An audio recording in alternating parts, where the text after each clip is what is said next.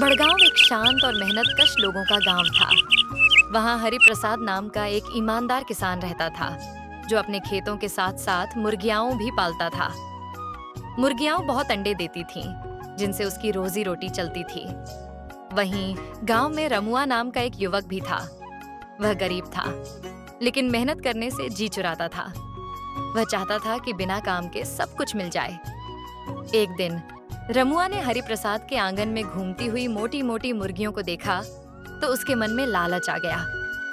रात को रमुआ चुपचाप हरिप्रसाद के घर की दीवार फांदकर एक मुर्गी चुरा कर ले आया। अगले दिन गांव में हल्ला मच गया। हरिप्रसाद की मुर्गी चोरी हो गई, लेकिन किसी को कोई सुराग नहीं मिला। रमुआ ने सोचा कि एक बार में ही पेट नहीं भरने वाला, तो अगली रात एक और मुर्गी चुरा लाया। अब हरिप्रसाद परेशान हो गया। उसने गांव के मुखिया जी से मदद मांगी। मुखिया जी ने योजना बनाई।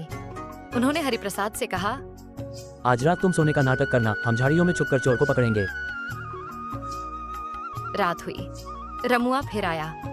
जैसे ही वो मुर्गी को उठाने झुका, पीछे से मुखिया जी और गांव वाले निकल आए और उसे रंगे हाथों पकड़ लिया।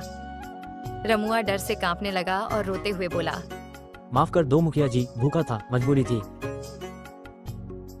मुखिया जी ने सख्ती से पूछा, भूख लगी थी तो काम क्यों नहीं किया?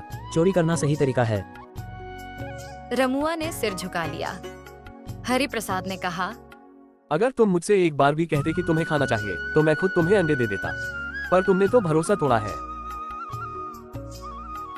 गांव में फैसला हुआ कि रमुआ को सजा के बजाय एक मौका दिया जाए।